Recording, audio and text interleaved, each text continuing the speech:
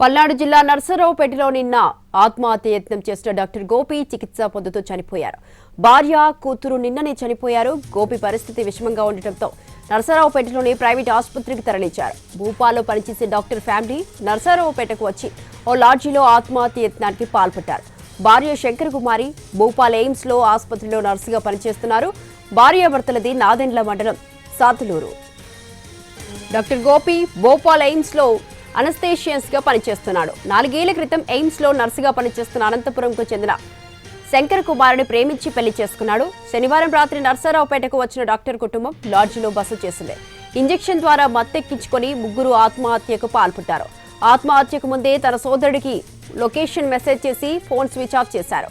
కుటుంబ సభ్యులు వచ్చేసరికి శంకర్ కుమారి 3 ఏళ్ల కూతురు మృతి చెందారు.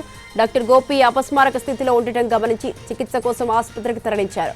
కూతురి అనారోగ్య సమస్యతో తీవ్ర మనస్తాపానికి గురైన డాక్టర్ గోపి ఆత్మహత్యకు పాల్పడినట్లు పోలీసులు భావిస్తున్నారు. ఈరోజు నర్సరావుపేట 1 టౌన్ పిఎస్ లిమిట్స్లో దినేష్ లాడ్జీలో ఒక ఫ్యామిలీ సూసైడ్ చేసుకున్నారనే సమాచారం మీద ఇక్కడికి రావడం జరిగింది. మనకు అందుతున్న సమాచారం మేరకు కుంభా గోపి అని ఆయన భోపాల్లో అనస్థీషియా డాక్టర్గా వర్క్ చేస్తూ ఉన్నారు. ఆయన లవ్ మ్యారేజ్ చేసుకున్నారు. 3 ఇయర్స్ పాప కూడా ఉంది.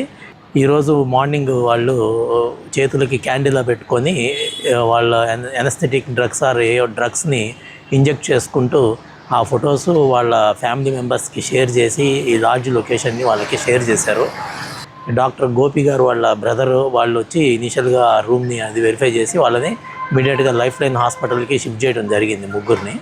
అయితే ప్రజెంట్ హాస్పిటల్లో వైఫ్ అండ్ డాటరు చనిపోయారు. గోపి గారు మాత్రానికి ఇంకా ట్రీట్మెంట్ జరుగుతూ ఉంది. ఆయన లైవ్గా ఉన్నారు. ఇంకా ప్రస్తుతానికి విచారణ జరుగుతూ ఉంది. ఫర్దర్గా ఏమన్నా ఇన్ఫర్మేషన్ అంటే ఫర్దర్ ఇన్వెస్టిగేషన్